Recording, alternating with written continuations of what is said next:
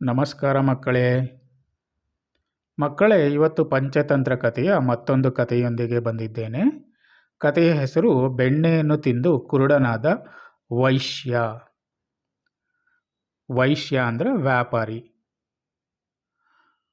ಏನಿದು ಕತೆ ನೋಡ್ಕೊಂಬರೋಣ. ಒಂದೂರಲ್ಲಿ ಒಬ್ಬ ಧನಿಕ ವೈಶ್ಯನಿದ್ದ. ವೈಶ್ಯ ಅಂದರೆ ಅಂಗಡಿ ಇಟ್ಕೊಂಡಿರ್ತಾರಲ್ಲ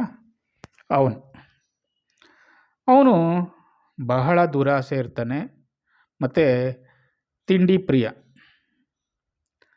ಅವನು ವಿಶೇಷವಾಗಿ ಬೆಣ್ಣೆಯನ್ನು ತುಂಬ ಇಷ್ಟಪಡ್ತಾ ಇರ್ತಾನೆ.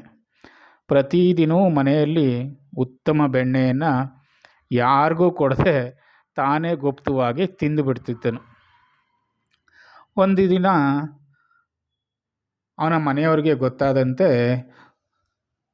ದೊಡ್ಡ ಮಡಕೆಯಲ್ಲಿ ಬೆಣ್ಣೆಯನ್ನು ಅಡಗಿಸ್ಕೊಂಡು ರಾತ್ರಿ ಹೊತ್ತು ಕುಳಿತು ತಿಂದು ಬಿಡ್ತಿದ್ದ. ಹೀಗೆ ದಿನಾನು ಅತಿಯಾಗಿ ಬೆಣ್ಣೆಯನ್ನು ತಿನ್ನೋದನ್ನ ಅಭ್ಯಾಸ ಬೆಳೆಸ್ಕೊಂಡ್ಬಿಡ್ತಾನೆ. ಹೀಗೆ ಕಾಲ ಕಳೀತಾ ಇದ್ದಂಗೆ ಸ್ವಲ್ಪ ದಿನಗಳ ಬಳಿಕ ಅವನ ಕಣ್ಣುಗಳಿಗೆ ತೊಂದರೆ ಶುರುವಾಗುತ್ತೆ. ಕಣ್ಣು ಮಂಕಾಗಿ ಕಾಣತೊಡಗುತ್ತೆ. ಆದರೂ ಅವನು ಅದನ್ನು ಲೆಕ್ಕಕ್ಕೆ ಇಟ್ಕೊಳ್ಳಲ್ಲ. ಹಾಗೆ ಆಸೆನೂ ಬಿಡಲ್ಲ. ಇನ್ನೂ ಸ್ವಲ್ಪ ಬೆಣ್ಣೆಯನ್ನು ತಿನ್ನೋಣ ಅಂತ ಎಂದು ಮತ್ತೆ ಬೆಣ್ಣೆಯನ್ನು ತಿಂತಿರ್ತಾನೆ. ಕೆಲವು ದಿನಗಳಾದಮೇಲೆ ಅವನ ಕಣ್ಣು ಸಂಪೂರ್ಣವಾಗಿ ಹಾಳಾಗಿ ಹೋಗುತ್ತೆ. ಅವನು ಕುರುಡ ಆಗೋಗ್ತಾನೆ. ಮನೆಯವರು ವೈದ್ಯರನ್ನು ಕರೆಸಿ ನೋಡಿಸ್ತಾರೆ, ಆದರೆ ಏನೂ ಪ್ರಯೋಜನ ಆಗಲ್ಲ. ಆಗ ಅವನು ತನ್ನ ದುರಾಸೆಯ ಫಲವನ್ನು ಅರಿತುಕೊತಾನೆ. ಅವನ ವಿಷಯದಲ್ಲಿ ನಡೆದಿದ್ದಿಷ್ಟೇ. ಅತಿಯಾದ ಆಸೆ ಮತ್ತು ಅತಿ ಭೋಗ ಮನುಷ್ಯನನ್ನು ನಾಶ ಮಾಡೋಕ್ಕೆ ಕಾರಣ.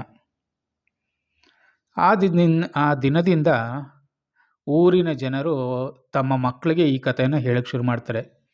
ನೋಡಿ, ಈ ವೈಶ್ಯ ಅತಿಯಾದ ಆಸೆ ಬೆಣ್ಣೆ ತಿಂತಿದ್ದ, ಅದು ಈಗ ಅವನ ಕಣ್ಣೇ ಕಾಣ್ತಿಲ್ಲ, ಅನರ್ಥಕ್ಕೆ ದಾರಿಯಾಗಿದೆ ಅಂತ ಎಲ್ಲರಿಗೂ ಎಲ್ಲ ಮಕ್ಕಳಿಗೆ ಹೇಳ್ತಾ ಇದ್ರು. ಈ ಕಥೆಯ ನೀತಿ ಇಷ್ಟೇ ಮಕ್ಕಳೇ. ಅತಿಯಾದ ಆಸೆ ಒಳ್ಳೆಯದಲ್ಲ. ಮಿತಿಯಲ್ಲಿ ಇರೋದು ಆರೋಗ್ಯಕ್ಕೆ ಮತ್ತು ಸಂತೋಷದ ಮೂಲ. ದುರಾಸೆ ಮನುಷ್ಯನನ್ನು ನಾಶದ ಕಡೆಗೆ ಕೊಂಡೊಯ್ಯುತ್ತದೆ. ಇದು ಆ ಕಾಲದಲ್ಲೇ ಮಾಡಿದಂಥ ಒಂದು ಕತೆ ಮಕ್ಕಳೇ. ಅಂದರೆ ಮಕ್ಕಳಿಗೋಸ್ಕರನೇ ಮಾಡಿರುವಂಥ ಕತೆ ಇದು. ಅಂದರೆ ಯಾವುದನ್ನೇ ಆಗಲಿ ಅತಿಯಾಗಿ ತಿನ್ನಬೇಡಿ. ನಿಮ್ಮ ವಿಚಾರದಲ್ಲಿ ಹೇಳಬೇಕು ಅಂದರೆ ಅತಿಯಾದ ಸಿಹಿ ಅಂದರೆ ಈಗಿನ ಕಾಲದಲ್ಲಿ ಅತಿಯಾದ ಸಕ್ಕರೆ. ಅಂದರೆ ಮನೆಯಲ್ಲಿ ಇದ್ದಾಗಲೆಲ್ಲ ಅಡುಗೆ ಮನೆಗೆ ಹೋಗೋದು, ಸಕ್ಕರೆ ಡಬ್ಬಿ ತೆಗೆಯೋದು, ಒಂದು ಹಿಡಿ ತಗೊಂಡು ಬಾಯೊಳಕ್ಕೆ ಹಾಕೊಳ್ಳೋದು, ಮತ್ತೆ 5 ನಿಮಿಷ ಬಿಟ್ಟು ಮತ್ತೆ ಅಡುಗೆ ಮನೆಗೆ ಹೋಗೋದು, ಸಕ್ಕರೆ ಡಬ್ಬಿ ತೆಗೆಯೋದು, ಸಕ್ಕರೆಯನ್ನು ಬಾಯಿಗೆ ಹಾಕೊಳ್ಳೋದು, ಪುನಃ ಆಚೆ ಬರೋದು. ಈ ರೀತಿ ಮಾಡಿ ಅದು ಅನಾರೋಗ್ಯಕ್ಕೆ ಕಾರಣ ಆಗುತ್ತೆ ಮಕ್ಕಳೇ. ಈಗಿನ ಬಿಳಿಯ ಸಕ್ಕರೆನೂ ಅಷ್ಟೊಂದು ಒಳ್ಳೆಯದಲ್ಲ. ಆದ್ದರಿಂದ ಯಾವುದನ್ನೇ ಆಗಲಿ ಹಿತವಾಗಿ ಮಿತವಾಗಿ ಬಳಸಿ. ಅದರಿಂದ ನಿಮಗೂ ಒಳ್ಳೆಯದು, ನಿಮ್ಮ ಭವಿಷ್ಯಕ್ಕೂ ಒಳ್ಳೆಯದು ಮಕ್ಕಳೇ. ನಿಮ್ಮ ಆರೋಗ್ಯಕ್ಕೆ ಯಾವುದೂ ಕೆಡಕಾಗಲ್ಲ.